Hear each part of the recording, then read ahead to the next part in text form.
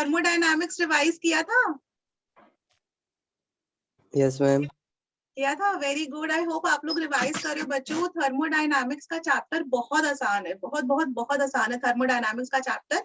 बस इसके अंदर भी ना थोड़ा रेगुलर आपको रिवाइज करना पड़ता है कि अलग अलग प्रोसेसेस होते हैं, उन अलग अलग प्रोसेसेस में क्या क्या फॉर्मूले होते हैं अपने वर्क के, जो मतलब अभी की क्लास के लिए हमारे लिए इंपॉर्टेंट है। ठीक है, तो मैं क्विकली रिकैप कर देती हूँ। कल रात को मैंने आई थिंक पीडीएफ भी शेयर कर दिया था, आप लोगों ने देख लिया था सारा? थर्मोडायनामिक्स का फर्स्ट लेक्चर का मैंने शेयर किया था।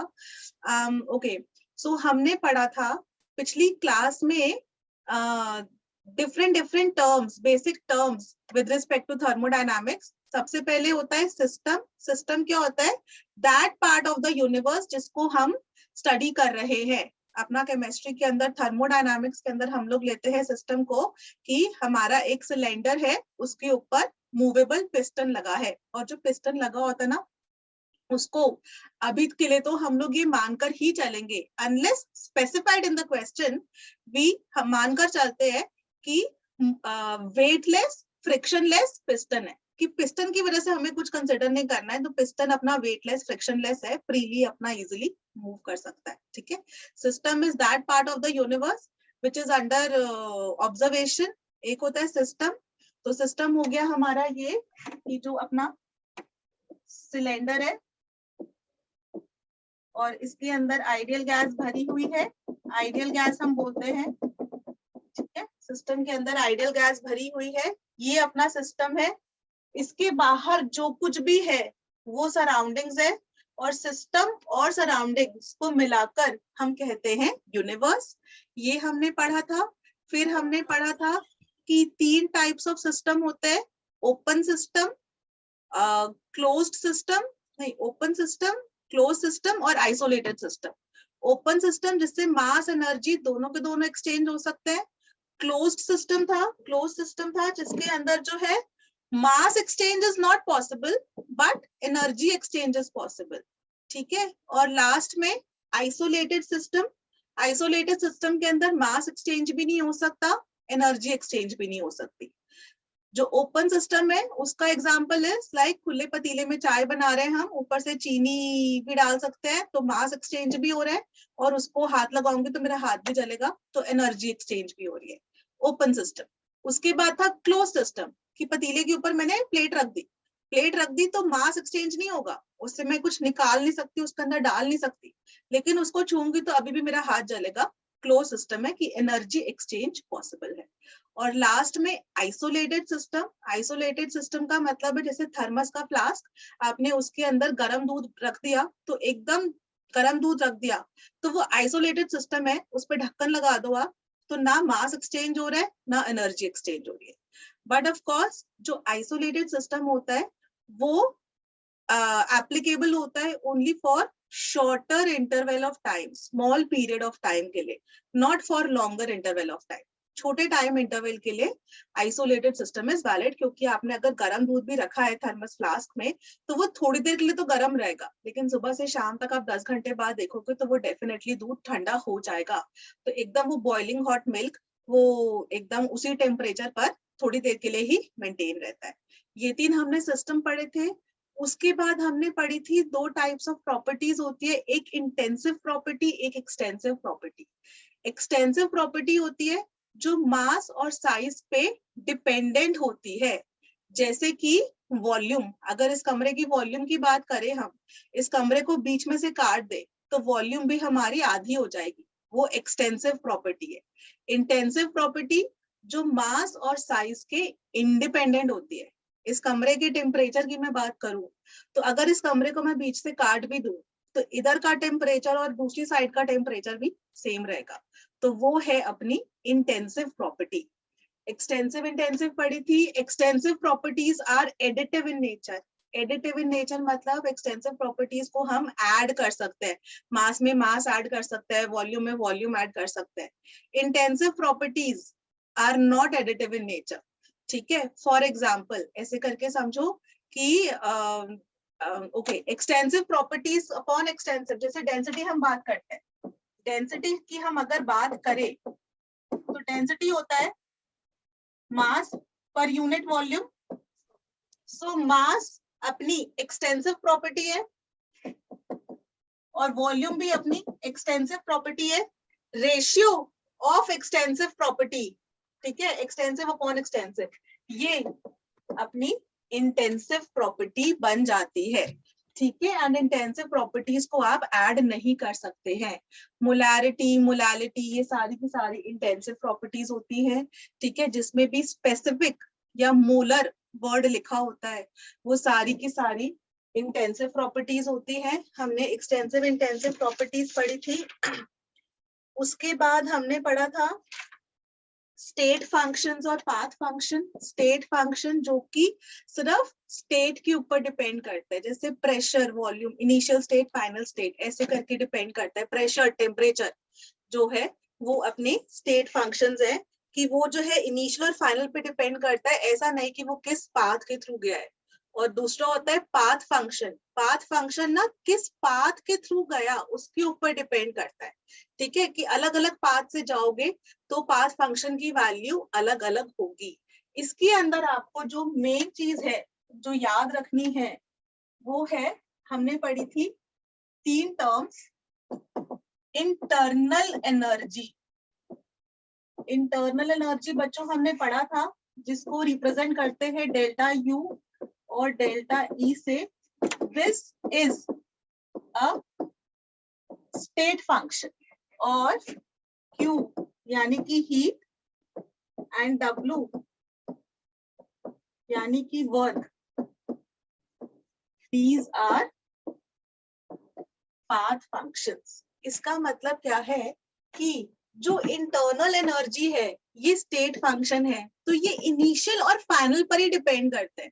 कि अगर हमारी U1 थी initial value of internal energy और U2 है final value of internal energy, तो हमारा हम लोग जब चेंज ऑन इंटरनल एनर्जी देखेंगे, लेट्स से हमारी इंटरनल एनर्जी याद है बच्चों को, मैंने आपको समझाई थी इंटरनल एनर्जी क्या होती है, कौन बताएगा क्विकली क्विकली, जस्ट में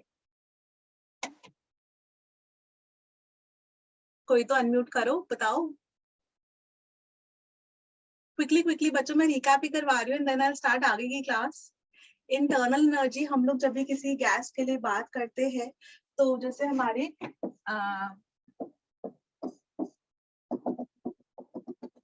ये गैस के मॉलिक्यूल्स है, इन मॉलिक्यूल्स की energy at a particular temperature. होता क्या है, जो मॉलिक्यूल्स की हम बात करते हैं, मॉलिक्यूल्स के अंदर एटम्स है, ठीक है, वो एटम्स के अंदर प्रोटॉन्स, इलेक्ट्रॉन, न्यूट्रॉन्स है। तो उन प्रोटॉन्स की वजह से जो उसकी एनर्जी है, उन न्यूट्रॉन्स, उन इलेक्ट्रॉन्स, उनकी जो पोटेंशियल एनर्जी है, that is internal energy. Plus वो potential energy of the subatomic species, potential energy उनकी, प्लस उनकी काइनेटिक एनर्जी, वो एटम्स या मॉलिक्यूल्स, जो भी हम जिस भी गैस की बात कर रहे हैं, हीलियम गैस बोलो तो एटम्स, हाइड्रोजन गैस बोलो तो मॉलिक्यूल्स ऑफ हाइड्रोजन।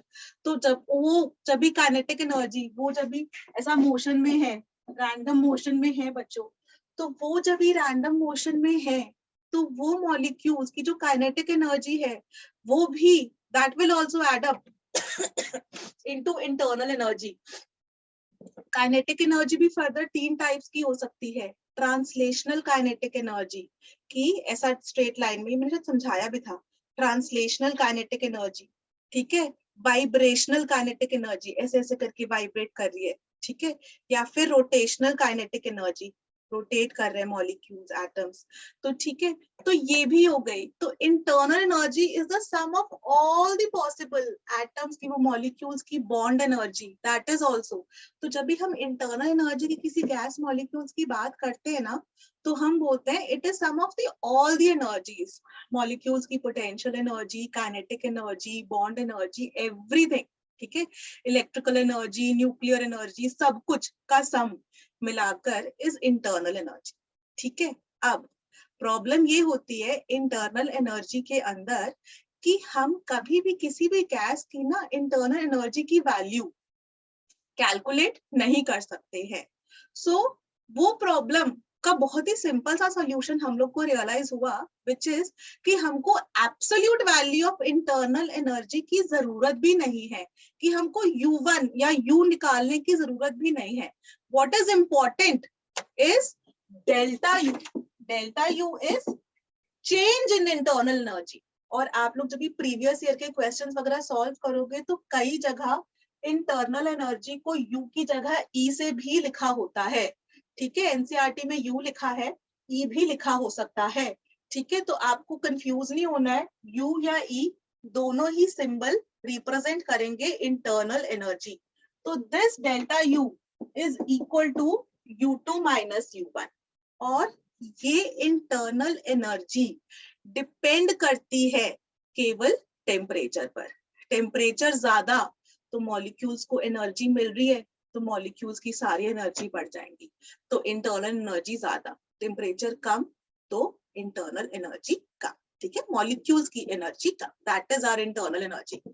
तो ये जो इंटरनल एनर्जी है, that is a state function. It depends only on initial and final state. ठीक है, ओके। ऐसे ही जो heat given to the system, that is a path function, कि वो किस पाथ के थ्रू चल रही है।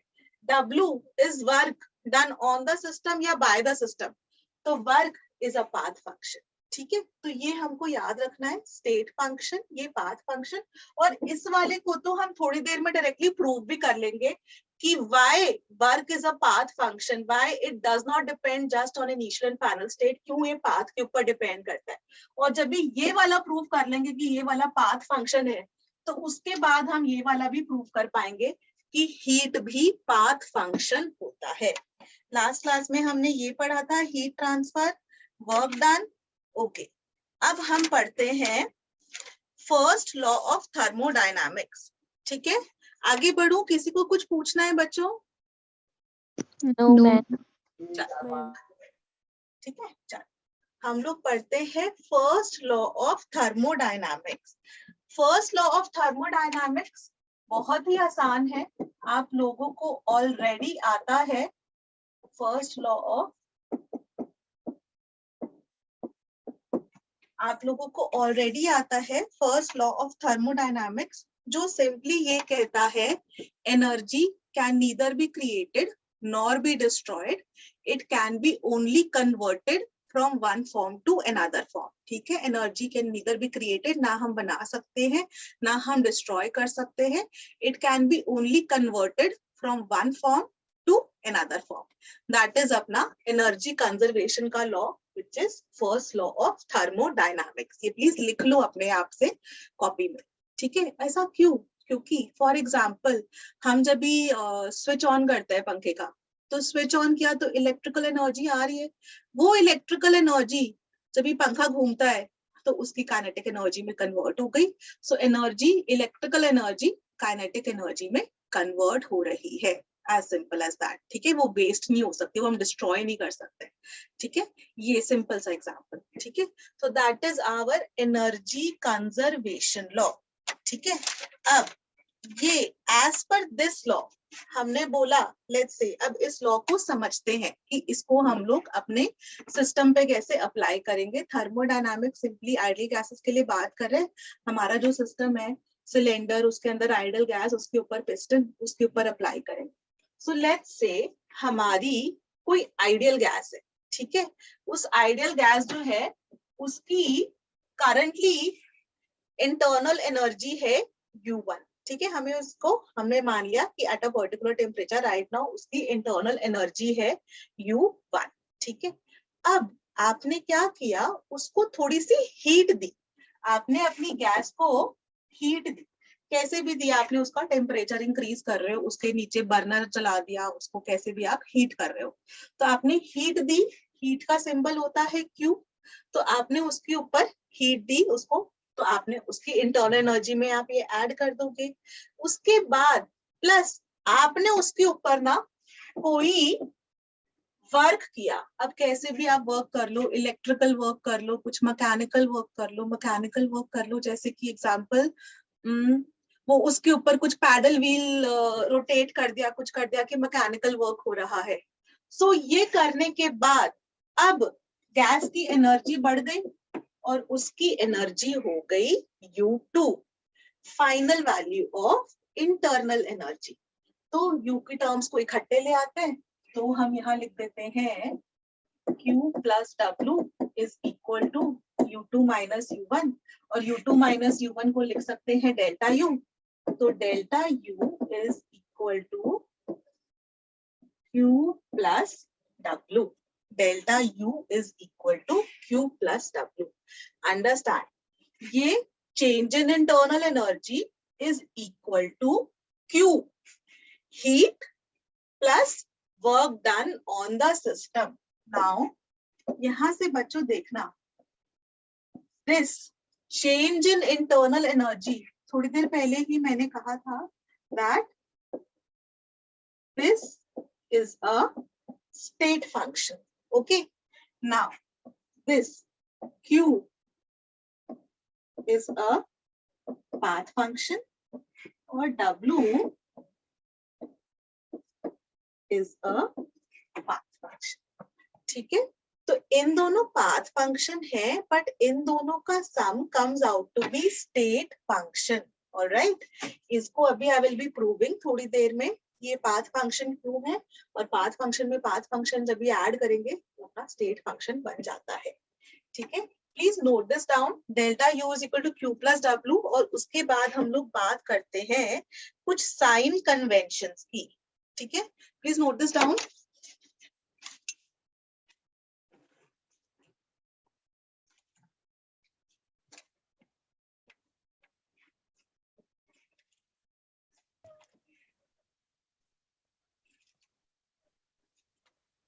Done ma'am. ओके, मैं तब तक पानी पी रही थी एक्चुअली। ठीक है, ओके, चल साइन कन्वेंशन।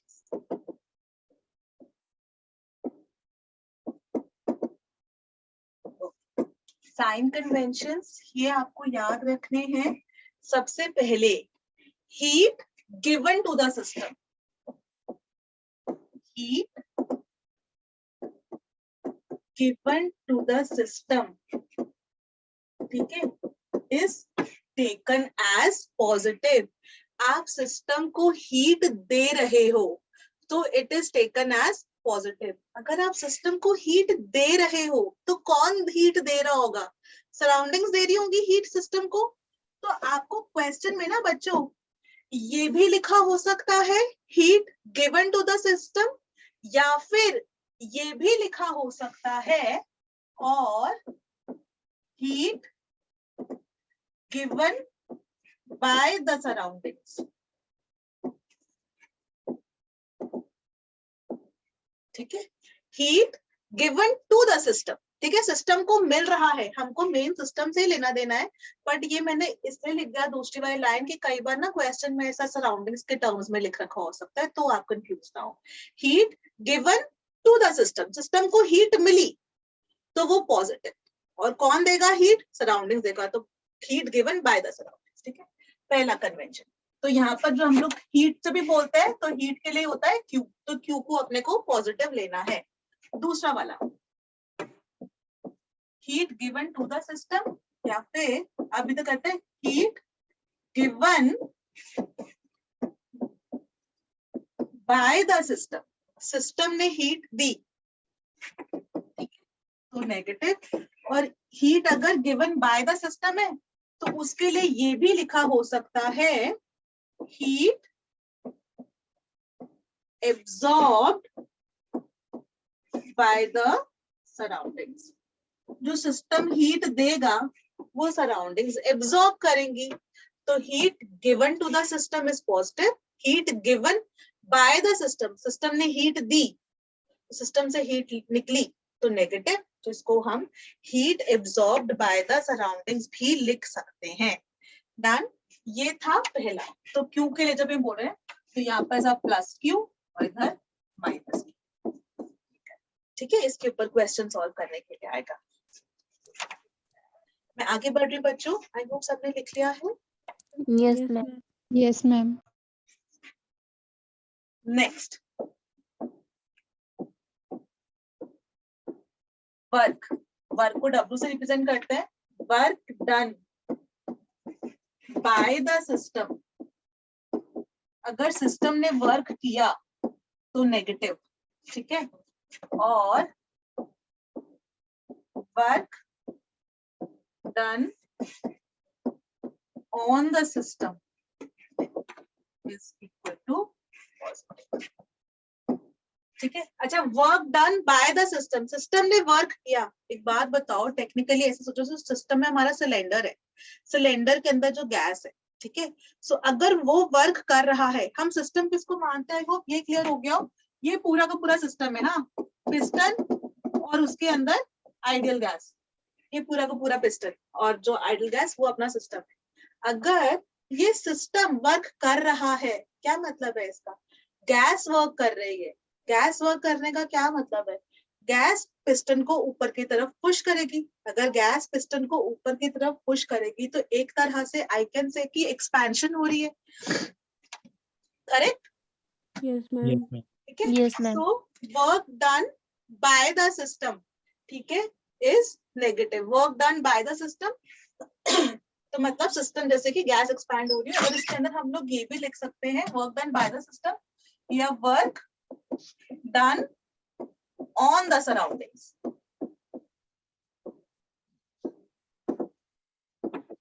ठीक है।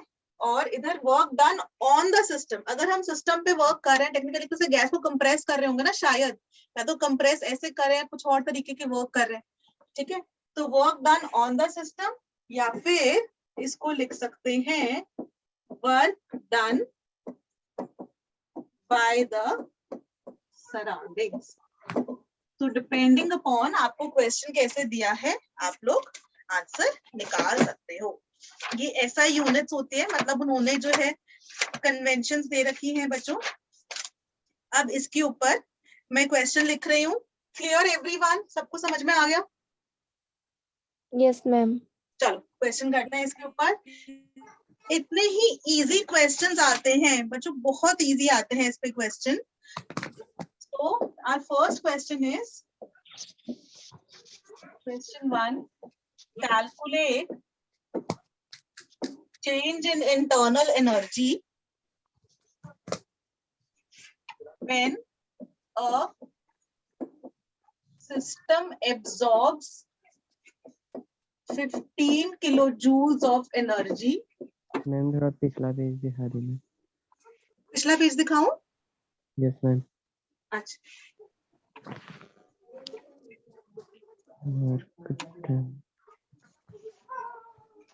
सिस्टम ठीक है ma'am, done ma'am. absorbs 15 kilojoules of energy and does 5 kilojoules work. पहला वाला, जब तक आप पहला कर रहे हो मैं दूसरा भी लिख देती हूँ।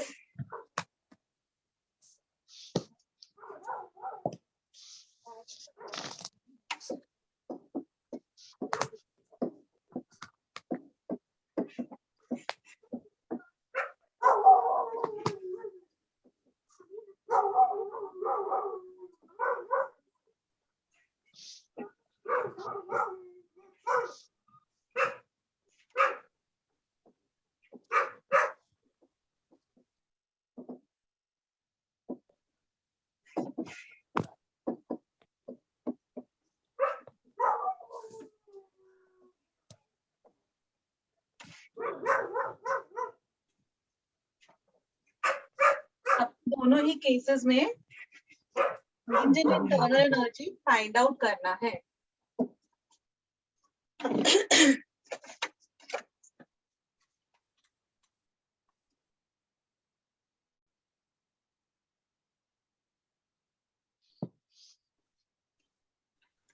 Ma'am +10 and -10।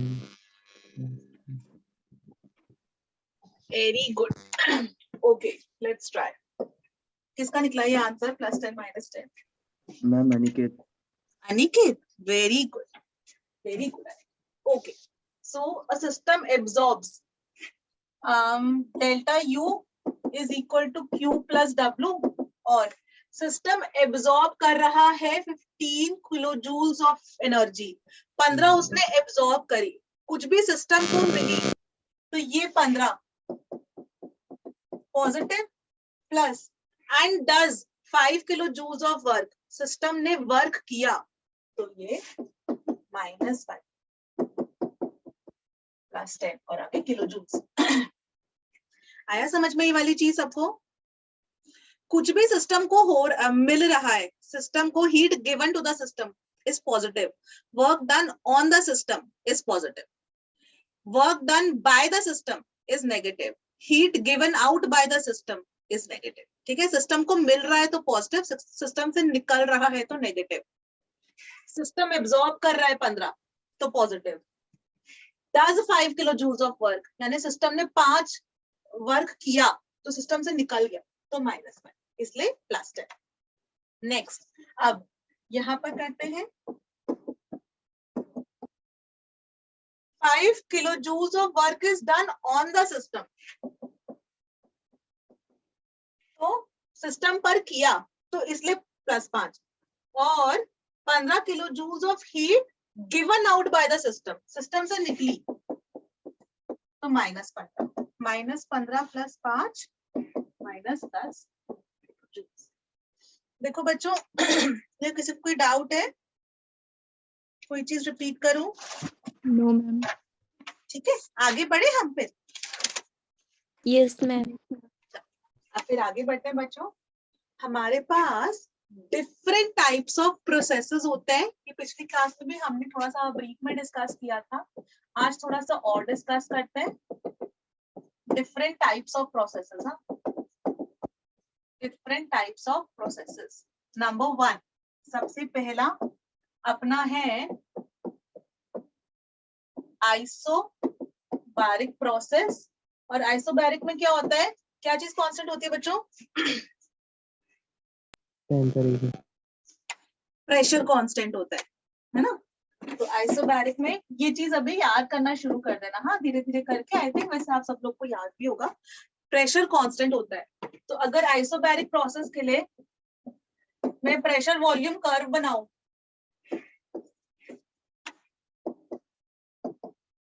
और एक और बना देते हैं,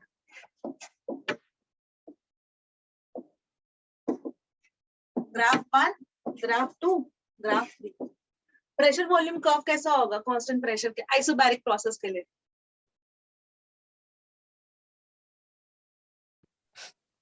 ma'am straight line. Straight line पर कैसी? ऐसी? No ma'am. फिर पैरेलल टू एक्स एक्सिस, है ना? Yes pressure ma'am. कांस्टेंट है अपना, है ना? अच्छा, इस वाले के अंदर P और T के अंदर फिर से प्रेशर कांस्टेंट है, yes ma'am. Straight line. Straight. और ये वाले में temperature, Charles law, yes ma'am. है ना? प्रेशर कांस्टेंट होता है ना, वॉल्यूम टेम्परेचर का ऐसे करके आता है वो चार्ल्स लॉ के अंदर, V is proportional to T। Clear?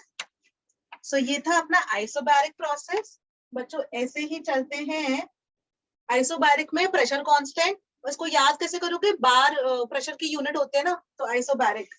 Next process is isochoric. Isochoric process, इसमें हम लोग बोलते हैं कांस्टेंट वॉल्यूम। तो यहाँ बच्चों हमारी वॉल्यूम कांस्टेंट होती है। ठीक है, इसके लिए भी आप लोग सिंपली अपने सारे के सारे ग्राफ्स बना लोगे। अगर हम लोग, ठीक है, ऐसे ग्राफ आप बना लोगे, मैं इसको दोबारा से नहीं बनाती है, आगे बढ़ते हैं। ठीक है, अच्छा, next isobaric, isochoric, isothermal process. Isothermal में टेम्परेचर इज कांस्टेंट। और इसमें मैंने एक बहुत ही इंपॉर्टेंट चीज बोली थी, अगर हमारा टेम्परेचर कांस्टेंट है तो चेंज इन इंटरनल एनर्जी कितना होगा? 0। 0। क्यों? क्योंकि इंटरनल एनर्जी डिपेंड करती है सिंपली टेम्परेचर पर। Internal energy is dependent on temperature. अगर हमारा टेम्परेचर ही नहीं चेंज हो रहा है तो मेरी इंटरनल एनर्जी कांस्टेंट रहेगी, इंटरनल एनर्जी चेंज नहीं होगी। ठीक है, अच्छा, आइसोथर्मल प्रोसेस पढ़ा था हमने। फिर हमने पढ़ा था, ठीक है, यहाँ पर ये हो गया cyclic process.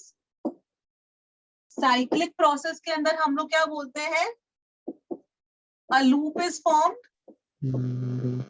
And initial and final state same होती है, एंड फाइनल स्टेट। किसके यहाँ से डिस्टर्बेंस आ रही है, मेरी तरफ से आ रही है किसी और की तरफ से आ रही है? Initial and final state is same, तो इसके अंदर भी हमने पढ़ा था, ऐसे करके मान लो, ठीक है। तो ए बी सी डी ऐसे ऐसे ऐसे ऐसे क्या, तो ए से शुरू किया था तो वापस ए पर आ गया, loop is form and initial and final state same है।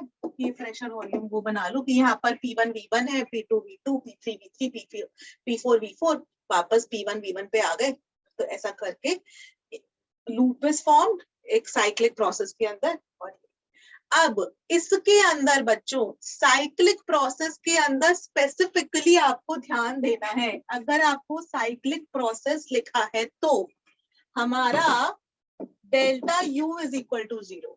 क्यों डेल्टा यू क्यों 0 हुआ? क्योंकि इंटरनल एनर्जी से स्टेट फंक्शन ना, स्टेट के ऊपर डिपेंड कर रहा है। अगर मेरी इनिशियल स्टेट और फाइनल स्टेट सेम है, यही मेरी इनिशियल स्टेट थी, यही मेरी फाइनल स्टेट है, तो फिर तो चेंज इन इंटरनल एनर्जी 0 हुआ ना, ठीक है कि नहीं? तो साइक्लिक प्रोसेस में delta U is equal to 0, और जो बाकी के स्टेट फंक्शंस थे, delta H, delta G, delta S, सब, तो स्टेट फंक्शंस की value in case of a cyclic process is 0। क्यों? क्योंकि ये सारी चीजें तो स्टेट पे डिपेंड करती है, इनिशियल और फाइनल स्टेट पर। अगर हमारी इनिशियल और फाइनल स्टेट सेम है तो 0, ठीक है।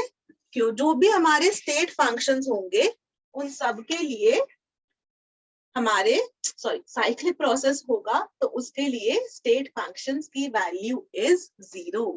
एक और चीज अब मैंने बताई थी, स्टेट जब भी साइक्लिक प्रोसेस होता है उसके अंदर delta U is equal to 0, ठीक है। आइसोथर्मल है तब भी delta U is equal to 0, but अगर आपको याद हो मैंने एक लाइन बोली थी, जब भी फेज चेंज आइसोथर्मल प्रोसेस होता है सॉलिड से, हाँ फेज चेंज आइसोथर्मल प्रोसेस, तब डेल्टा यू 0 नहीं होता है, ठीक है ना, फेज चेंज वाले में। क्योंकि सॉलिड से लिक्विड गया, आइस से वाटर हुआ तो एनर्जी ज्यादा होगी। ऑफ कोर्स आइस के अंदर मॉलिक्यूल्स एकदम टाइटली पैक्ड होते हैं और लिक्विड वाटर के अंदर थोड़ा दूर दूर होते हैं, उनमें एनर्जी ज्यादा होती है, करेक्ट है ना। पानी में एनर्जी ज्यादा होती है, बर्फ में एनर्जी कम। तो इसलिए फेज चेंज आइसोथर्मल प्रोसेसेस के लिए जो है डेल्टा यू 0 नहीं होता है। Delta U is not equal to 0, यहाँ पर ऐसे अलग से लिख देती हूँ, delta u is not equal to 0 for phase change isothermal process, और phase change isothermal process, ठीक है। अब यहाँ तक बच्चों सब कुछ क्लियर है, नो डाउट्स?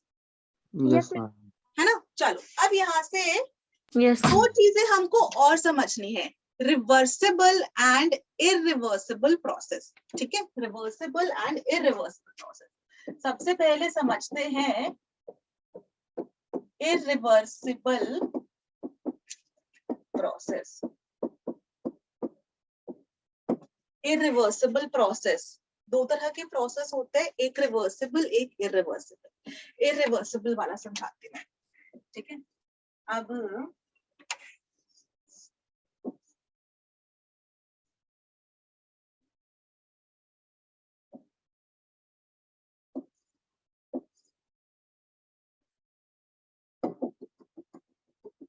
ये मेरा एक सिलेंडर है जिसपे पिस्टन लगा हुआ है और अंदर आइडियल गैस भरी हुई है, ठीक है। ये मेरा सिस्टम है।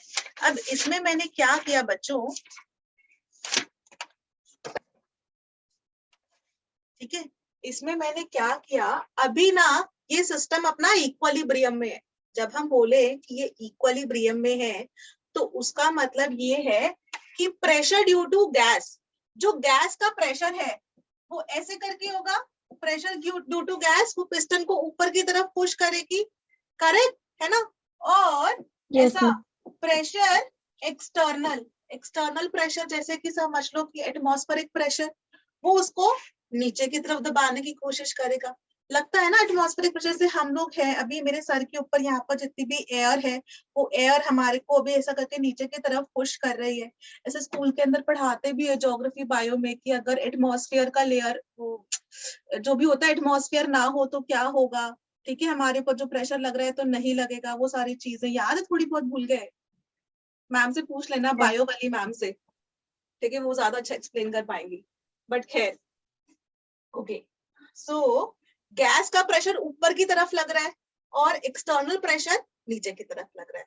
सो अगर हम बोले कि ये इक्विलिब्रियम में है तो इसका मतलब ये कि pressure due to gas is equal to external pressure. Right now when I say they are in equilibrium, जितना ऊपर की तरफ से लग रहा है जितना उतना ही नीचे की तरफ से लग रहा है, कि इसलिए जो ये सिलेंडर का जो पिस्टन है ना नीचे मूव कर रहा है ना ऊपर मूव कर रहा है, ये अपना आराम से बैठा हुआ है।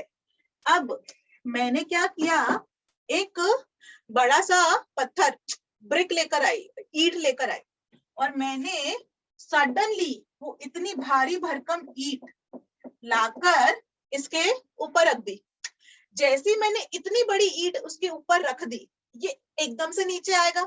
ब्रिक का भाई वजन है, उसके भार की वजह से, उसके वेट की वजह से वो नीचे आएगा। तो अब क्या होगा, ये चीज ना होकर अब हो जाएगा, ये एकदम नीचे की तरफ आ जाएगा और नीचे ऐसे किसी इस जगह जाकर रुक जाएगा। ठीक है, मेरे से कभी सेम कलर की नहीं आ, ओके, कहीं नीचे जाकर रुक जाएगा जब जो एक्सटर्नल प्रेशर, जो पहला इस तरफ ये एयर की वजह से ऐसा करती है, यहाँ पर इसको एटमॉस्फेरिक वाला लिख देती है अभी अक्सर, जैसे PATM है, ठीक है, एटमॉस्फेयर की वजह से लग रहा है और ये ब्रिक की वजह से लग रहा है। अब वो सडनली नीचे आ जाएगा। तो ये क्या हुआ, सडनली एकदम फास्ट प्रोसेस हुआ, कि इसको हम बोल सकते हैं कुछ एक्सटर्नल प्रेशर लगा। इरिवर्सिबल प्रोसेस में क्या होता है, जो अपना एक्सटर्नल प्रेशर लगा वो एकदम झटके से हुआ, कि ठीक है, तो जो ड्राइविंग फोर्स है, ये ड्राइविंग फोर्स होता है, आपको ऐसे करके लिखा होगा कि जो ड्राइविंग फोर्स है is much greater than opposing force, कि ये एकदम जैसे मैंने रखा, ये झटके से फटाक से नीचे आएगा, तो ये इमीडिएटली नीचे आएगा और आकर कहाँ रुकेगा, कहीं पर नीचे यहाँ पर जाकर रुक जाएगा, कि अब जब pressure due to gas internally इसको जस्ट बैलेंस कर पाए। पहले गैस में इतनी क्षमता थी कि वो ऊपर तक खींच पाए थे, क्योंकि ऊपर का प्रेशर कम था, एटमॉस्फेरिक प्रेशर कम था, लेकिन जैसे ही हमने उसके ऊपर पत्थर रख दिया वो एकदम झटके से नीचे आया। ठीक है, तो जैसे हमने ब्रिक रखी, पिस्टन रुकेगा नहीं, वो एकदम से नीचे आएगा और तब जाकर रुकेगा पिस्टन, जब अंदर का प्रेशर जो गैस की वजह से जो प्रेशर है वो जस्ट इक्वल टू बाहर के प्रेशर है। तो ये वाला जो प्रोसेस है ये क्या होता है, वेरी फास्ट, एकदम झटके से होता है, in a very small interval of time, एकदम क्विकली ये वाला प्रोसेस अकर करता है, सिंगल स्टेप में, एक बारी में खत्म, एक ही बारी में। इसके भी डिफरेंसेस लिखाऊंगी, अभी बस समझा रही हूँ। वेरी फास्ट, एकदम वेरी फास्ट, क्विकली अकर करता है, it is a single step process. एक सिंगल स्टेप में फटाक से वो नीचे आ गया। ठीक है, ये जो है इरिवर्सिबल प्रोसेस कहलाता है, इरिवर्सिबल प्रोसेस कहलाता है। अब इसको डिफरेंस इसका समझते हैं, ठीक है, रिवर्सिबल वाले से। रिवर्सिबल में क्या होता है, ठीक है, अभी डिफरेंसेस लिखाऊंगी, तो I come back to the slide, पहले मैं बस कॉन्सेप्ट समझाना चाह रही हूँ।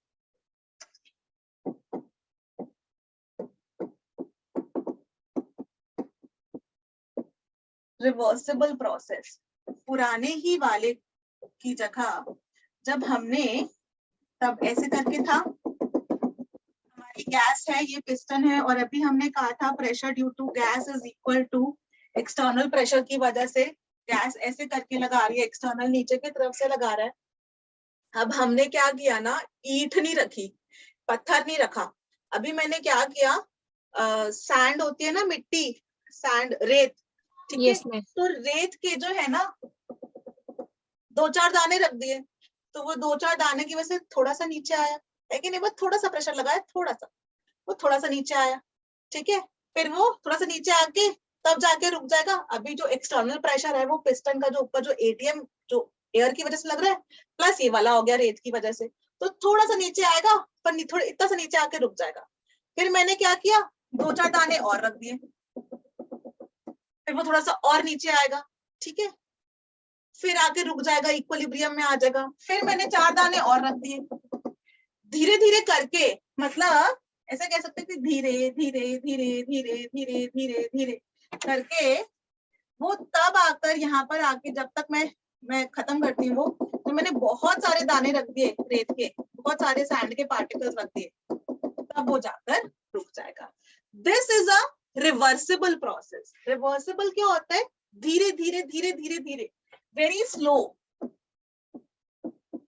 ठीक है, takes a lot of time, ठीक है, धीरे धीरे अकर करता है, मल्टीपल स्टेप्स में अकर करता है। पुराना वाला जो था वो सिंगल स्टेप था, एक बारी में अकर कर रहे हैं क्विकली, फटाक से एकदम, और ये वाला जो है ना धीरे धीरे धीरे धीरे अकर करता है, मल्टीपल स्टेप्स में, बहुत टाइम लगता है, देन जाके वो अकर करता है, मल्टीपल स्टेप्स में वो अकर करता है, takes a lot of time, very slow process. ये डिफरेंस है रिवर्सिबल और इरिवर्सिबल का, ठीक है।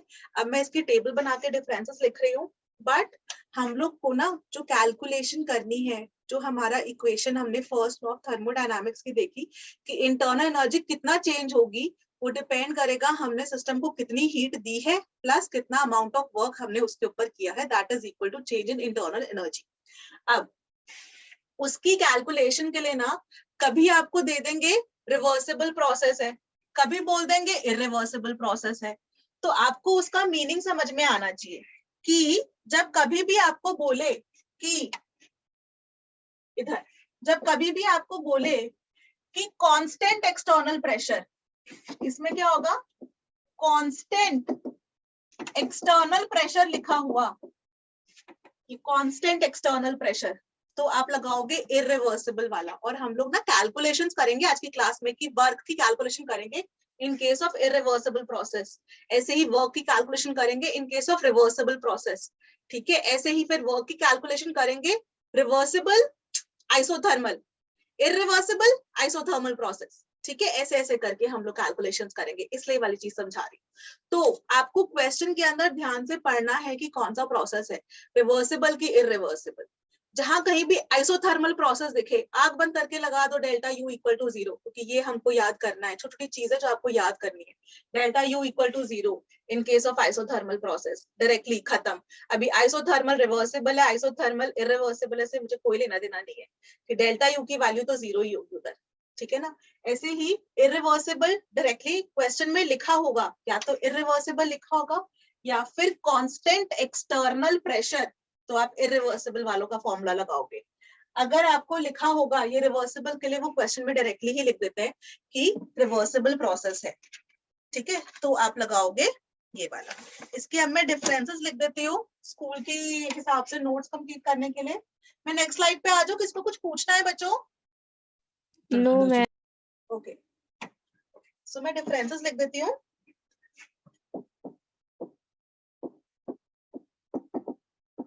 रिवर्सिबल प्रोसेस और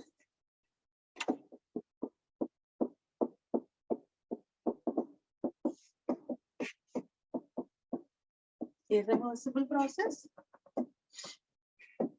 ओके, रिवर्सिबल प्रोसेस के अंदर हम लोग पहला पॉइंट है carried out in finite, carried out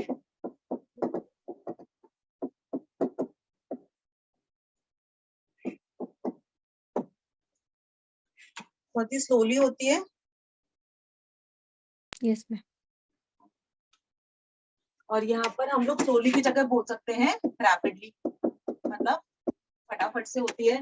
number 1 reversible multi step process है, और ये सिंगल स्टेप प्रोसेस, ठीक है। इसमें क्या लिखा हो सकता है टर्म, कांस्टेंट एक्सटर्नल प्रेशर अगर लिखा हुआ तो आपको इरिवर्सिबल वाला लगाना है, ठीक है। और रिवर्सिबल वाले के अंदर सिंपली रिवर्सिबल ही लिखा होगा। यहाँ पर at any stage equilibrium is not disturb, किसी भी स्टेज पर इक्विलिब्रियम डिस्टर्ब नहीं होता है। Equilibrium will exist after completion of the process.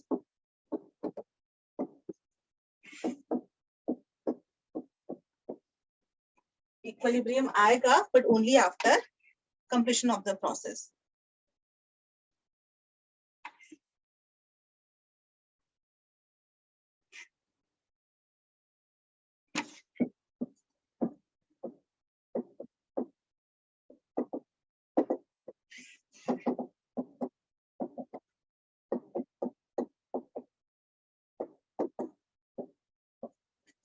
Work obtained in this process maximum, और इसके अंदर work obtained is not maximum, ठीक है। होता है मिनिमम नहीं होता, मतलब work obtained is not maximum.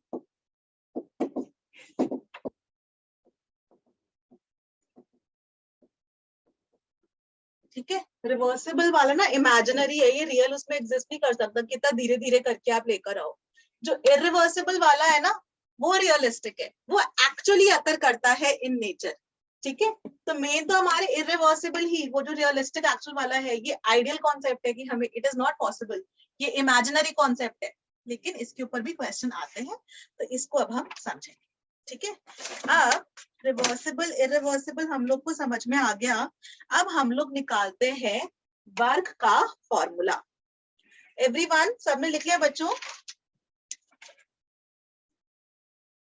Ma'am doubt. हाँ बोल बेटा। मैम रिवर्सिबल का थर्ड पॉइंट आपने लिखा है at any stage equilibrium is not disturb. हाँ मैम तो अगर इक्विलिब्रियम डिस्टर्ब ही नहीं हो रहा है, मतलब जो प्रेशर गैस का है और एटमॉस्फेयर का है वो सेम होना चाहिए, इंक्लूडिंग जो आपने वेट्स डाले हैं, तो वो पिस्टन नीचे नहीं होना चाहिए। एक बार एक सेकंड सुनना बच्चे, मुझे तुम्हारी लास्ट लाइन आपकी समझ में नहीं आई, बट मैं ऐसे करके बोलती हूँ बेटा। इस वाले जब रिवर्सिबल वाला है ना, उसमें हम क्या कर रहे हैं कि धीरे धीरे करके ग्रेन डाल रहे हैं। एक ग्रेन डाली तो उसी टाइम उसी के साथ साथ ही जो है ना वो जो है इक्विलिब्रियम डिस्टर्ब नहीं हो रहा है कि एक ग्रेन डालते सारी वो उसी टाइम पे, जैसे कि मेरा हाथ इज लाइक द पिस्टन, तो वो इतना सा हल्का सा नीचे हो गया बस, साथ साथ ही वो इक्विलिब्रियम, मतलब इतना स्मॉल इंटरवल ऑफ टाइम के अंदर वो मूव कर जाता है कि हम बोलते हैं कि इक्विलिब्रियम अपना डिस्टर्ब हुआ ही नहीं, ठीक है। इसको मैं एक और तरीके से भी समझाती हूँ, रुको एक दूसरा डायग्राम बना के समझाती हूँ, ठीक है। ये यस मैम। मेरा पिस्टन, और यहाँ पर मैं ऐसे करके पिस्टन बना देती हूँ इधर, और यहाँ पर मैंने खूब सारी ग्रेन रख दी, ठीक है। और यहाँ मेरी आइडियल गैस है, आइडियल गैस है, ठीक है। और यहाँ पर मैंने ग्रेन रख रखी है, ये प्रेशर ड्यू टू गैस है, और इस केस में हम बोल सकते हैं pressure due to gas is equal to pressure due to let's say weight of piston plus pressure due to atmospheric pressure जो एयर की वजह से है, प्लस प्रेशर ड्यू टू वो सैंड के पार्टिकल्स, पाइल ऑफ सैंड, ठीक है। अभी ऐसे करके समझना।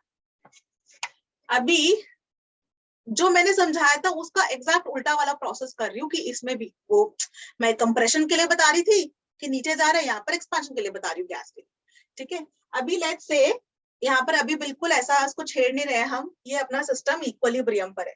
क्या है सिस्टम? मेरा सिलेंडर है, उसके अंदर हमने एक आइडियल गैस भरी हुई है, उसके ऊपर ये पिस्टन लगा रखा है और पिस्टन के ऊपर कुछ सैंड पार्टिकल्स रख रखे हैं। Right now they are in equilibrium का मतलब ये कि pressure due to gas upwards जो है that is equal to pressure due to atmosphere जो एयर की वजह से प्रेशर है नीचे की तरफ, plus pressure due to the sand particles, plus let's say कि पिस्टन का कुछ वेट है, pressure due to weight of the piston. तो यही मैंने लिख दिया। ये नीचे की तरफ, ये नीचे, नीचे से मतलब ऊपर की तरफ है प्रेशर ड्यू टू गैस, और वेट ऑफ द पिस्टन भी नीचे लग रहा है, एटमॉस्फेयर की वजह से भी नीचे लग रहा है, और जो सैंड के पार्टिकल्स हैं वो भी नीचे की तरफ लग रहे हैं। तो हमने क्या किया ना, एक सैंड का पार्टिकल उठाया, एक सैंड का पार्टिकल उठाया, जैसे वो उठाया तो फिर बाहर का प्रेशर कम हो गया, ठीक है, गैस का जो है उससे एक्सीड कर जाएगा, तो फटाफट से गैस उसको ऊपर की तरफ करने की कोशिश करेगी। But that process occurs in such a small interval of time कि उठाया और साथ साथ ही वो ऊपर आ गया, मतलब कुछ डिफरेंस हमको ऑब्जर्व होएगा ही नहीं। तो वी विल से कि यहाँ पर इक्विलिब्रियम डिस्टर्ब हुआ ही नहीं, कि ये जो है ना, मतलब आप धीरे धीरे करके आप इसको उठाते जाओगे, एक उठाया, फिर दो उठाया, फिर तीसरा उठाया, फिर चौथा उठाया, धीरे धीरे करके हमारा जो हो रहा है, धीरे धीरे करके, तो हमको लगता है कुछ हुआ ही नहीं, इक्विलिब्रियम हमारा डिस्टर्ब हुआ ही नहीं, और वहां के ना झटके से एकदम से नीचे हुआ, झटके से, तो एकदम से पता चला कि अरे इक्विलिब्रियम जो ऊपर था वहां से वो नीचे आ गया एकदम से। थोड़ा बहुत clear? Yes ma'am. Thank you. चलो आगे बढ़ते हैं, ठीक है। तो ये था बच्चों अपना रिवर्सिबल और इरिवर्सिबल प्रोसेस का एक्सप्लेनेशन, ठीक है। अच्छा, अब आपको एग्जाम के क्वेश्चंस के पॉइंट ऑफ व्यू से सिर्फ इतना याद रखना है, कांस्टेंट एक्सटर्नल प्रेशर तो इरिवर्सिबल, अदरवाइज रिवर्सिबल अगर होगा तो वो क्वेश्चन में क्लियरली मेंशन्ड होगा, ठीक है। अनिकेत समवट क्लियर हुआ ना बच्चे? Yes ma'am. अच्छा ठीक है, थैंक यू। चल ओके, अच्छा अब हम इसके आगे बढ़ते हैं, वर्क का फॉर्मूला निकालते हैं। वर्क का फॉर्मूला, वर्क का फॉर्मूला निकालते हैं। वर्क का formula is minus P external into delta we, external pressure into delta we. ये कैसे आता है, देखो इसके अंदर हमारा, ठीक है, यहाँ पर है मेरी एक, इसके अंदर आइडियल गैस भरी हुई है, हम यहाँ से पी एक्सटर्नल लगाएंगे। शुरू में जो ये वाली है इसकी वॉल्यूम ले लेते हैं, इनिशियल वॉल्यूम V1, हमने प्रेशर अप्लाई किया, प्रेशर अप्लाई किया तो फिर ये पिस्टन नीचे आ जाएगा। अब ये पिस्टन को आप यहाँ पर कर दो, और अब यहाँ पर मेरी वॉल्यूम हो गई V2, एक्सटर्नल प्रेशर लगाने से लेट्स से हमारी गैस कंप्रेस हो गई और अब वो इतने उसमें आ गई। वर्क की हमको कैलकुलेशन करनी है। वर्क होता है force into distance, correct?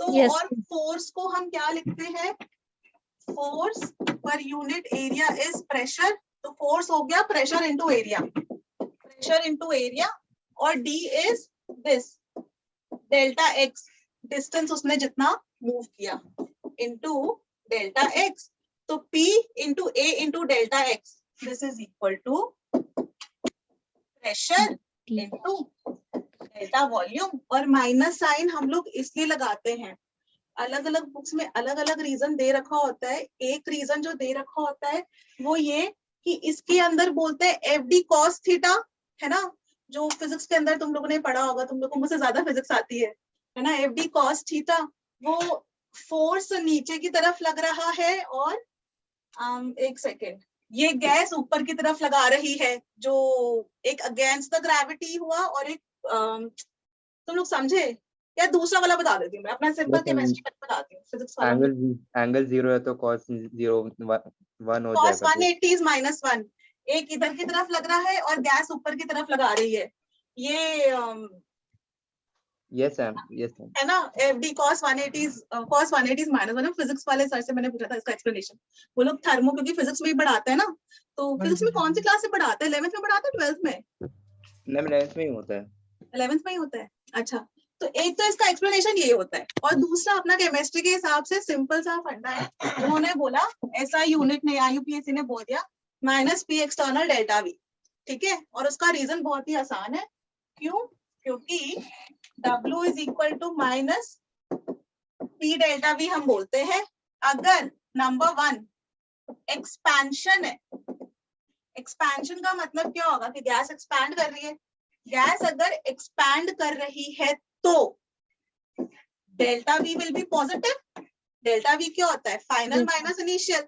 Expand कर गई तो फाइनल वॉल्यूम ज्यादा है, इनिशियल वॉल्यूम कम थी, है ना? तो डेल्टा वी इज पॉजिटिव, तो W कितना आएगा? माइनस P डेल्टा V का माइनस P, और ये पॉजिटिव वाला है डेल्टा V, नेगेटिव आता है। और हमने पढ़ा ही था एक्सपेंशन मतलब क्या होता है? Work done by the gas, और work done by the gas, gas अगर वर्क कर रही है तो हमने पहले ही सबसे पहले शुरू की स्लाइड में देखा था, work done by the gas is taken as negative, right?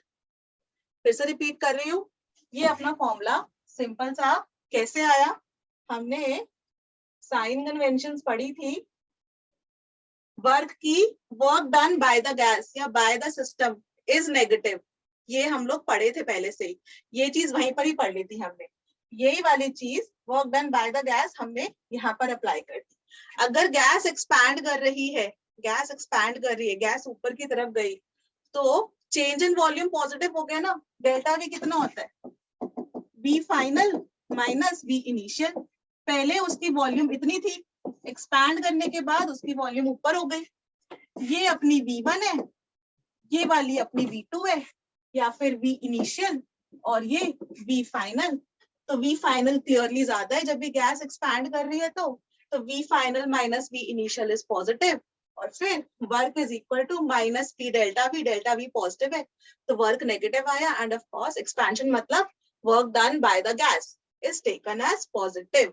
ऐसे ही एक्सपेंशन की जगह अगर हम नंबर 2 कंप्रेशन की बात करें, कंप्रेशन के अंदर नीचे आई, डेल्टा वी नेगेटिव होगा, डेल्टा वी इज अपना negative, W is equal to minus P external delta V, negative into negative बन गया पॉजिटिव। कंप्रेस करने का मतलब क्या होता है? वर्क डन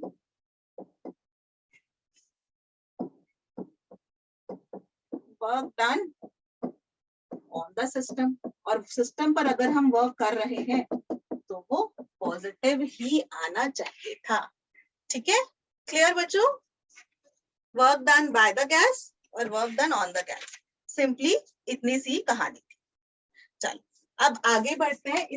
कुछ एक्सप्लेन करूं, कुछ रिपीट करूं? No, ma'am. चलो ठीक, फिर आगे बढ़ते हैं। हाँ, अच्छा, वर्क की कैलकुलेशन P डेल्टा V है, प्रेशर को आप लोगे ATM में, वॉल्यूम को लोगे लीटर्स में। तो वर्क, मैं नेक्स्ट पेज पे चल रही हूँ, सारी यूनिट्स वहां पे डिराइव कर देती हूँ। वर्क इज 1 ATM लीटर अगर हम बात करें, ठीक है? इसको मुझे जूल से रिलेट करना है क्योंकि हम लोग तो हमेशा जूल्स की बात करते हैं ना। अभी आपको पता है कि work done is P delta V minus P delta V। मैंने बोला 2 ATM एक्सटर्नल प्रेशर था और गैस अपनी एक्सपैंड कर गई 1 लीटर से 4 लीटर। यार ऐसे क्वेश्चन रखे कि 1 ATM प्रेशर है और गैस एक्सपैंड कर रही है from 1 litre to 5 litre. Tell me work done कितना होगा? तो आप क्या बोलोगे? Work is equal to minus P external delta V, और इसको P एक्सटर्नल P इंटरनल हम शुरू में जो है सेम मान के चलते हैं, ठीक है? तो 1 और डेल्टा V कितना है? 1 से 5 पे चल गई, तो 5 माइनस 1 यानी कि 5 माइनस 1 4, तो माइनस 4 ATM लीटर, ठीक है? एंड ऑफ कोर्स एक्सपैंड कर रही है तो work done by the gas है, तो एकदम करेक्ट है कि नेगेटिव ही आना चाहिए। अब समझो, हमने ATM लीटर लिख दिया, हम लोग तो हमेशा जूल्स के टर्म्स में बात करते हैं। ATM litre is not a unit of choice, तो ATM लीटर को हमें जूल्स में कन्वर्ट करना है। तो 1 ATM को कितना लिख सकते हैं? किसी को याद है? 1.01 into 10 raised to 5 पास्कल, और पास्कल को हम लिख सकते हैं न्यूटन पर मीटर स्क्वायर, करेक्ट? ये है अपना 1 ATM जिसकी एग्जैक्ट होती है 1.01325, जिसको हम सिंपली 1.01 लिख सकते हैं into 10 raised to 5 न्यूटन पर मीटर स्क्वायर। और लीटर, लीटर को क्या लिख सकते हैं? लीटर और मीटर क्यूब का क्या रिलेशन होता है? 1 liter is equal to 10 to the power minus 3 meter. 10 raised to minus 3 meter cube. Very good. तो इसको मल्टीप्लाई करते हैं तो ये 1.01 तो एज इट इज रहेगा और 10 raised to 5 into 10 raised to minus 3 बन गया 10 square Newton metre.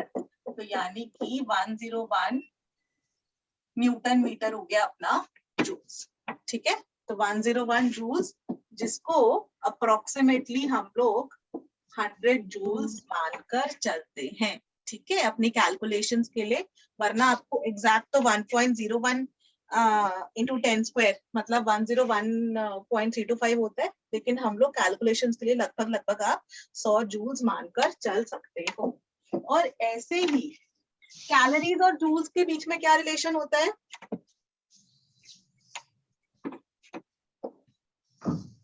1 calorie is equal to 4.18 joules. So इसको आप लिख सकते हो अप्रोक्सीमेटली 4 पॉइंट जूल्स और इसको यहाँ पर कैलोरीज में कन्वर्ट कर लो. सो 100 जूल्स और कैलोरीज में करना है ना, तो 1 कैलोरी अपॉन 4.2 जूल्स. तो ये लगभग आ जाएगा 25 के अराउंड. 25 थोड़ा कम आएगा है ना. एग्जैक्ट वैल्यू है 24. हाँ 25 थोड़ा कम आएगा. इसको आप 24 कैलोरीज. तो अगर जैसे आपने जो है वर्क की वैल्यू निकाली एटीएम लीटर्स में, अगर आपको जूल्स में करनी है तो 100 से मल्टीप्लाई कर देना कि 5 एटीएम लीटर मतलब 500 जूल्स. और अगर आपको इसमें कैलोरीज में चाहिए तो 24 से मल्टीप्लाई कर देना. ठीक है, यूनिट्स आप लोग कन्वर्ट कर लेना. Clear everyone? Yes, ma'am. Yes, ma'am. चलो गुड. अब यहाँ से ये थोड़ा मैकेनिकल था, अभी मतलब थोड़ा इंटरेस्टिंग पार्ट पढ़ते हैं. आगे बढ़ रही मैं बच्चों.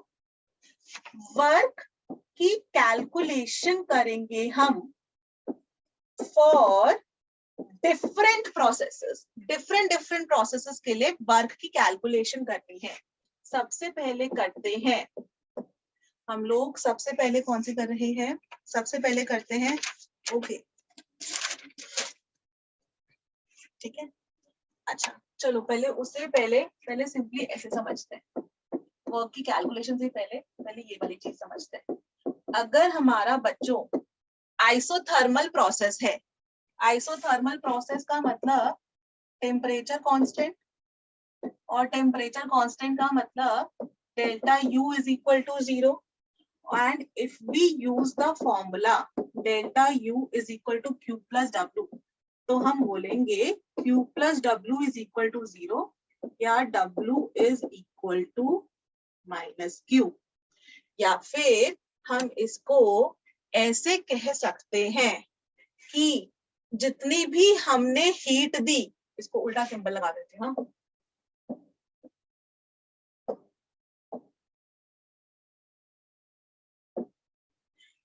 क्यू को पॉजिटिव करके बस समझाने का तरीका बता रही हूँ कि जितनी भी हमने हीट दी, हीट गिवन प्लस है, ठीक है, वो कहाँ चली गई?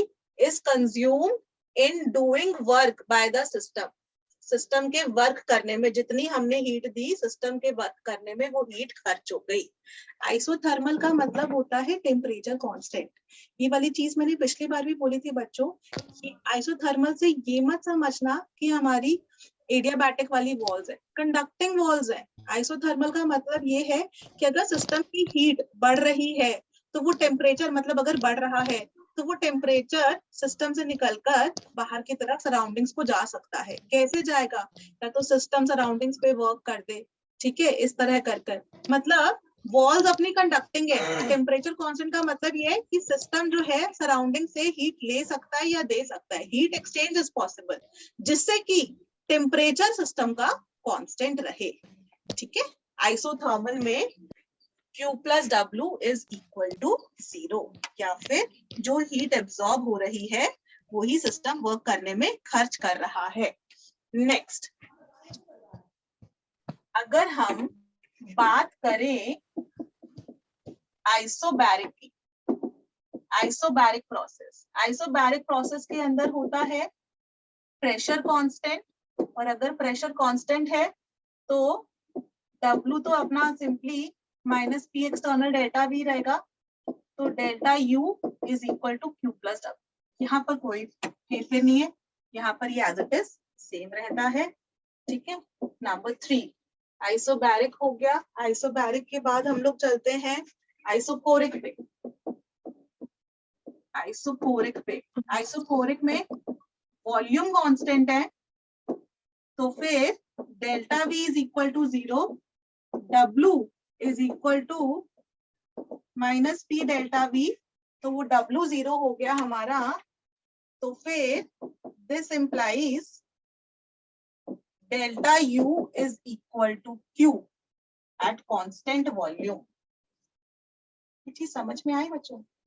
इसको अलग से लिख लेना, ठीक है, फॉर्मूला जैसा बना के, कि जब हमारा आइसोकोरिक प्रोसेस हो, जब हमारी वॉल्यूम कांस्टेंट हो, तो वर्क इज 0। आइसोकोरिक में वर्क इज 0, तो delta U is equal to qv.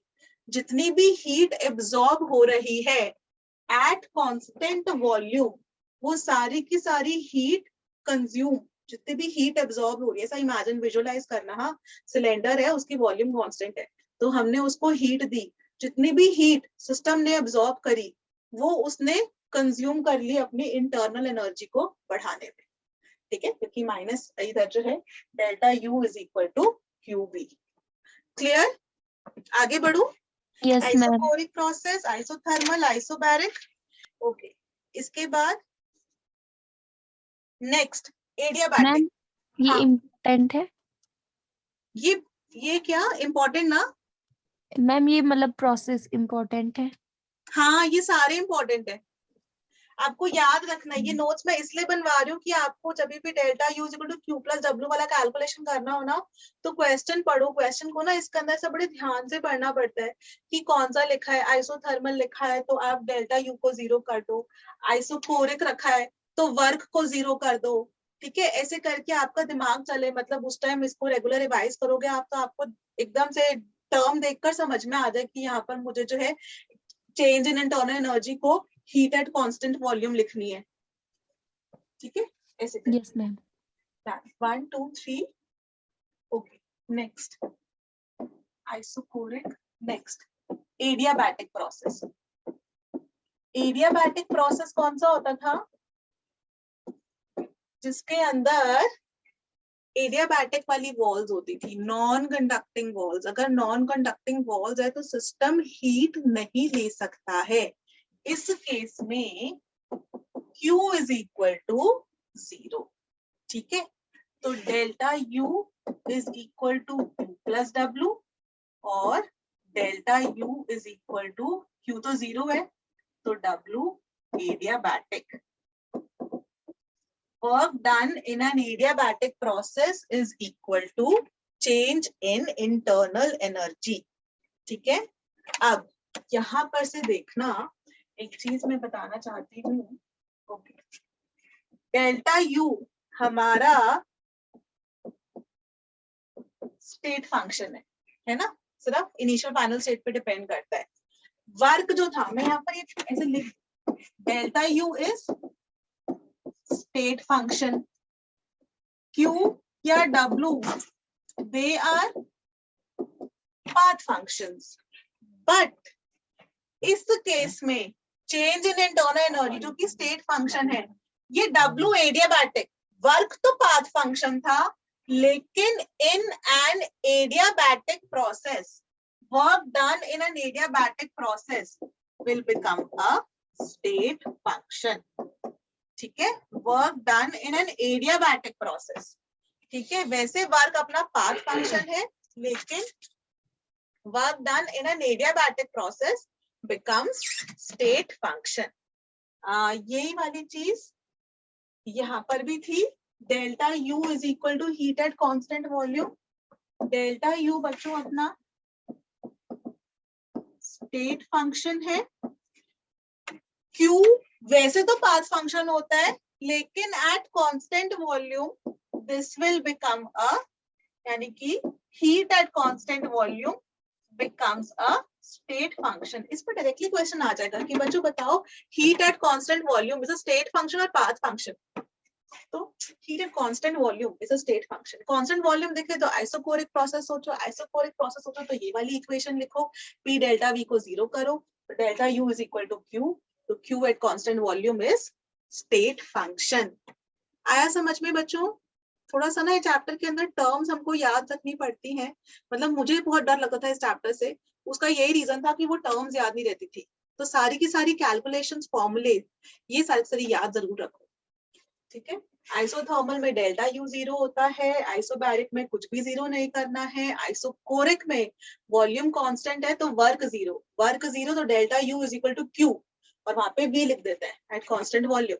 ये स्टेट फंक्शन, यहाँ पर ये भी स्टेट फंक्शन बन जाता है, even though heat is a path function but at constant volume it becomes a state function. ऐसे ही नेक्स्ट उसमें delta U is equal to Q plus W, adiabatic process है। एडियाबैटिक जैसे कि जो थर्मस का एग्जांपल दिया था, ठीक है, कि हीट नहीं आ सकती अंदर ना हीट बाहर जा सकती, एडियाबैटिक प्रोसेस है तो Q0 हुआ, Q0 तो delta U is equal to W adiabatic, delta U is equal to W adiabatic, delta U state function है और इधर W एडियाबैटिक भी स्टेट फंक्शन बन जाता है। Work done in an adiabatic process, even though work is a path function but work in an adiabatic process becomes a state function. Number 4, number 5. Cyclic process की बात करें तो cyclic process में हमको पता है डेल्टा यू इक्वल टू 0, क्योंकि internal energy केवल इनिशियल एंड फाइनल स्टेट्स पे डिपेंड करती है। साइक्लिक प्रोसेस है तो initial and final state same हो गई, delta U is equal to 0। तो अगर हम delta U is equal to Q plus W लगाए तो Q plus W equal to 0, W is equal to minus Q. Same जो हमारा आइसोथर्मल में आया था रिजल्ट वो ही आ गया यहाँ पर, ठीक है। अब क्लियर बच्चों, बोर तो नहीं हुए, समझ में आ रहा है? Yes ma'am. चलो आगे बढ़ते हैं, ठीक है। अच्छा, अब यहाँ से हम लोग वर्क की कैलकुलेशन करते हैं। जब हम बोले कि इरिवर्सिबल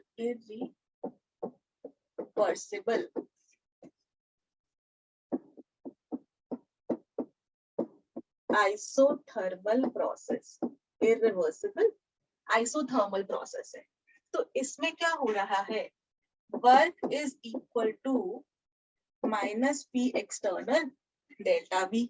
जो भी हमारा वर्क है, यहाँ पर हमने ब्रिक रखी थी और ब्रिक रख के एकदम झटके से वो नीचे ले आई पिस्टन को, ठीक है। इरिवर्सिबल कांस्टेंट एक्सटर्नल प्रेशर, तो P external into delta V, और ये जो है इसको हम लिख सकते हैं minus P external two minus V1।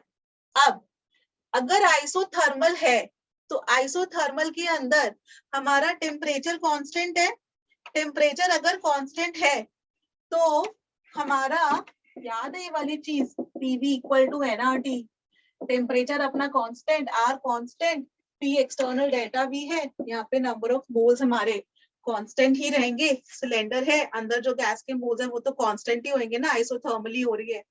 तो सिंपली हम लोग यहाँ पर लगा सकते हैं P एक्सटर्नल, वॉल्यूम को क्या लिख देंगे, nRT बाय P, और यहाँ पर P2 minus nRT upon P1, PV equal to nRT, तो V को हमने लिख दिया nRT by P। Cylinder closed cylinder था, उसके ऊपर पिस्टन था, नंबर ऑफ मोल्स उसके कांस्टेंट है, टेम्परेचर भी हमने कांस्टेंट ले रखा है क्योंकि आइसोथर्मल है, तो इसमें हम लोग को N constant, R constant, T constant, नीचे सिर्फ P2 बचा, तो माइनस P एक्सटर्नल। एक फॉर्मूला ये वाला है बच्चों, ऊपर वाला ये, और दूसरा फॉर्मूला ये वाला कि इनिशियल स्टेट का प्रेशर और फाइनल स्टेट का प्रेशर। जनरली क्या होता है, ऐसा हो सकता है कि आपको P2 ना दे, इसके अंदर मैं लिखती हूँ, if P2 is not given, कि जो आपका सिलेंडर है उसका फाइनल प्रेशर नहीं गिवन है, इन दैट केस अज्यूम, हम ये मानकर चलते हैं कि P2 is equal to external pressure. अगर P2 की कुछ वैल्यू गिवन है तो बहुत ही बढ़िया, अगर नहीं गिवन है तो मान के चलो कि फाइनल प्रेशर जो हमारा पिस्टन, जो हमारे सिलेंडर के अंदर जो गैस है, जो आइडियल गैस है, जो उसका फाइनल प्रेशर है, that is equal to external pressure. तो ये वाला फॉर्मूला लगा लो, वॉल्यूम गिवन है तो ये वाला फॉर्मूला लगा सकते हो। ठीक है, अब इसके अंदर P इंटू वी ही करना है। एटीएम लीटर्स में आएगा, एटीएम लीटर्स में आया तो उसको 100 से मल्टीप्लाई कर दो, लगभग जूल्स में आपको आंसर मिल जाएगा। ठीक है ओके, और जूल से अगर आपको कैलोरीज में कन्वर्ट करना हो तो उसका भी आपको रिलेशनशिप पता है।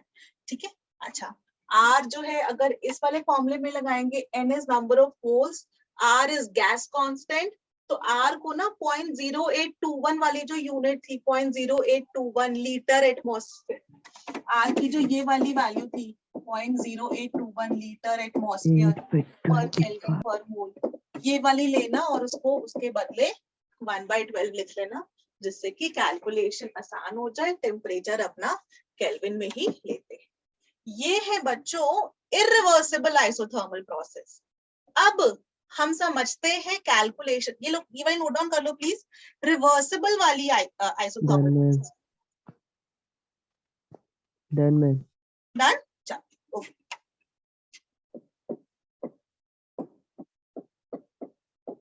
रिवर्सिबल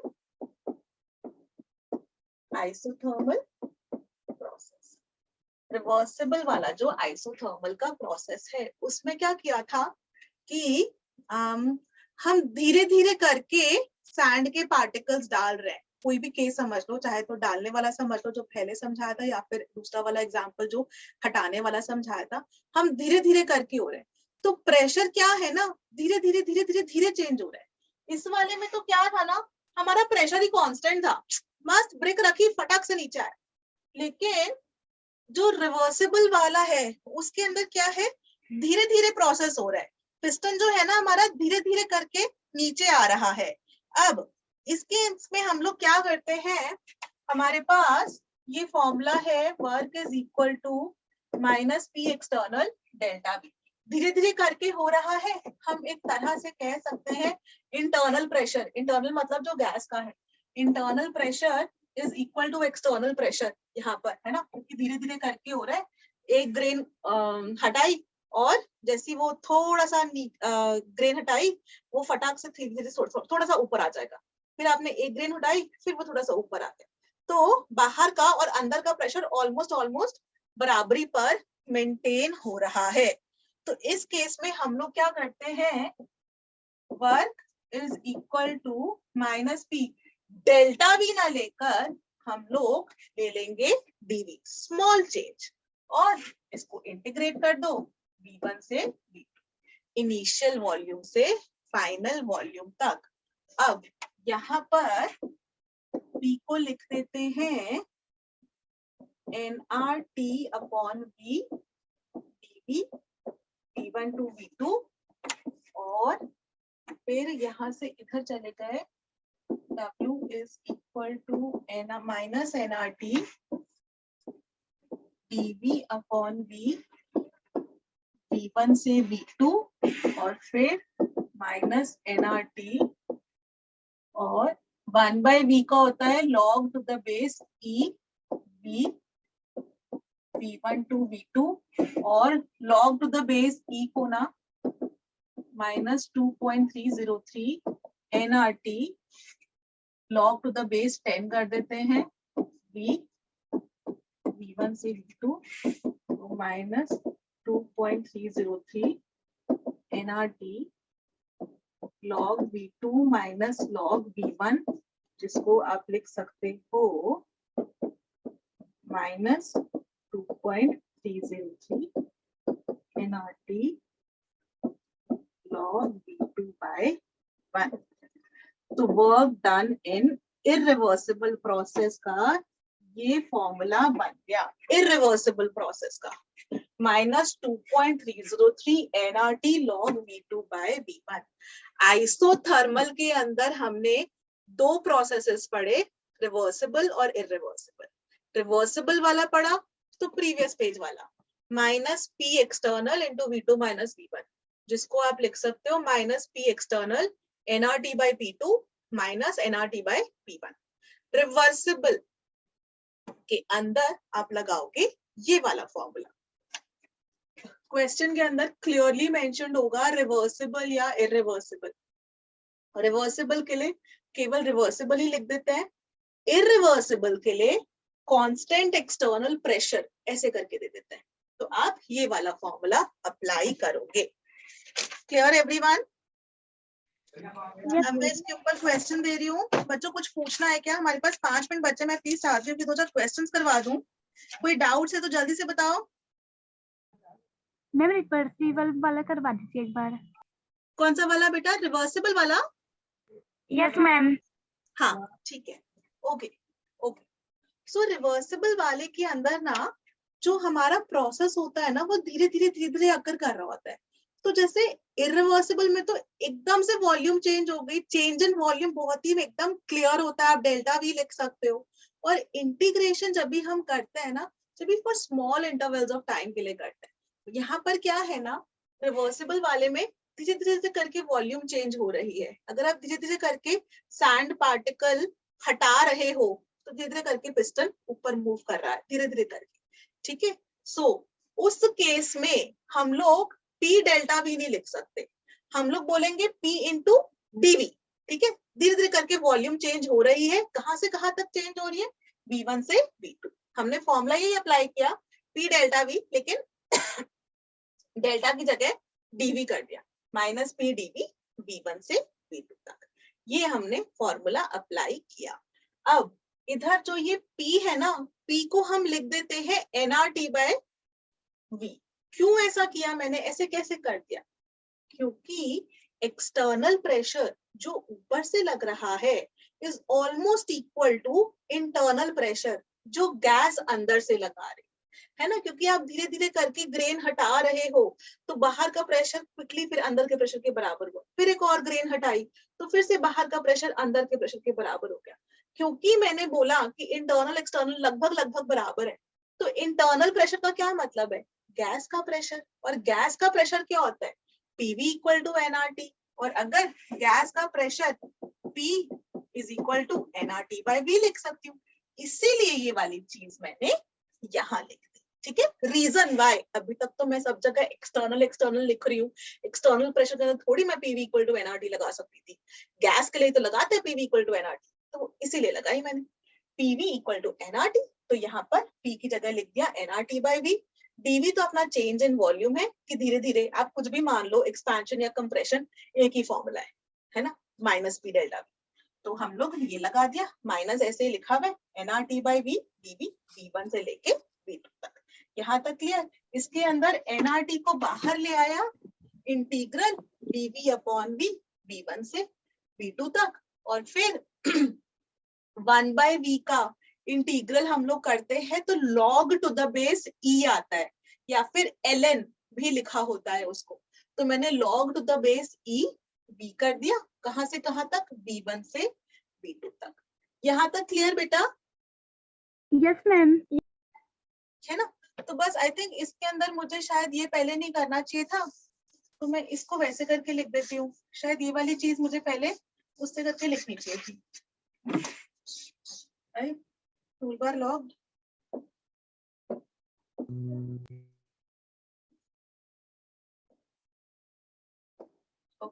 सो इसको हम लिख देते हैं minus nRT ln V2 minus ln V1। तो इसको लिख देते हैं minus nRT ln V2 bye V1, और ln की जगह log टू द बेस 10 लिखने के लिए log V2 by 1 W in irreversible process। ये आप लोग को याद करना है कि रिवर्सिबल वाले में कौन सा फॉर्मूला लगाऊं, इरिवर्सिबल में कौन सा फॉर्मूला लगाऊं, ये वाली चीज आप लोग को याद करनी है। क्लियर? और कोई डाउट है बच्चों? No ma'am. इरिवर्सिबल के लिए होगा। एक बार फिर से बोल बेटा, इरिवर्सिबल रिवर्सिबल क्या बोले आप? मैम ये जो आपने इरिवर्सिबल लिखा है ना, हाँ तो ये सॉरी, मैंने ये रिवर्सिबल लिखा था, सॉरी आ रही नहीं, यस मैम, सॉरी मैं कंफ्यूज हूँ। Sorry my mistake. इस वजह से रिवर्सिबल की कैलकुलेशन कर रही हूं, एंड में IR लिख दिया। अच्छा, और कोई डाउट है? No ma'am. अच्छा चलो फिर ठीक है, आज की क्लास हम लोग यहाँ ओवर करते हैं।